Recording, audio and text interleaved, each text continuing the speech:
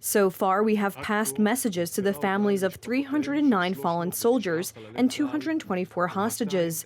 This number is unfortunately being updated and changing depending on the intelligence we have. This is also being done as part of the operational activities we are conducting in northern Gaza. We will continue to do so. The number is changing and currently stands at 224 hostages.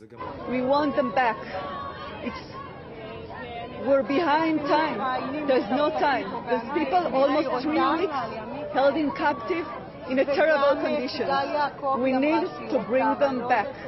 It's our responsibility to bring them back safe. Where are you from? I'm from Kibbutz Kfar Aza. What happened with your family? Can you tell us? My family, thank God, was saved. 5 households were saved. 9 nephews and nieces from 2 years old to 11 years old were saved. But my neighbors, lots of my friends, people I grew up with, are no longer with us. I don't have a personal family that kidnapped, but our friends and family, we're all one big family, and everyone that's there, it's family to us. My brother is kidnapped and held by Hamas since that Saturday.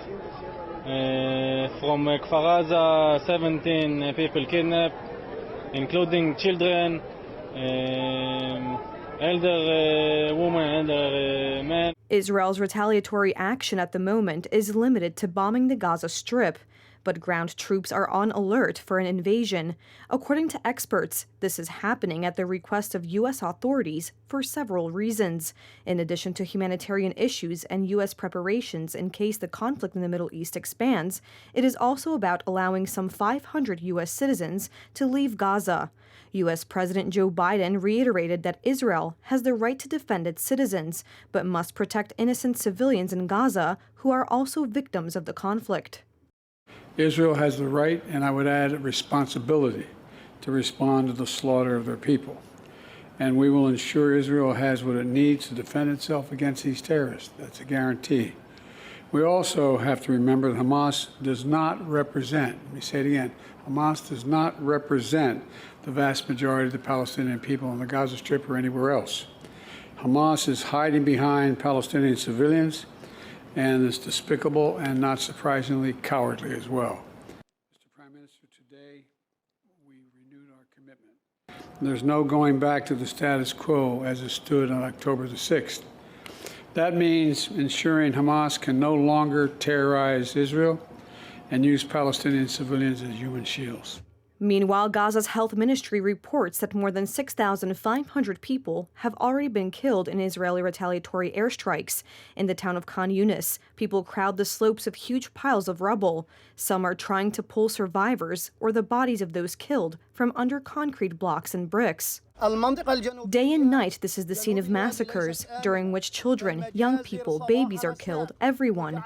Buildings are razed to the ground. There is no safe place in the entire Gaza Strip. The only consolation is that we belong to God, and to Him we will return.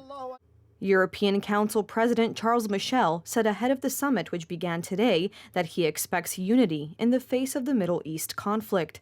Michel affirmed Israel's rights to self-defense, but also said, like President Biden, that civilians must be protected. Everyone. We have an important European Council in difficult times. It is very important to demonstrate again that the European Union is united to defend our principles, to defend our values. And that's why we support Israel and its right to defend itself in line with the international law and the humanitarian international law. We condemn Hamas and this violent terrorist attack, and we will discuss how we make sure that there is humanitarian access. We think that civilians must be protected always and everywhere. We will have a good discussion, a good debate with the leaders, and I'm confident that, again,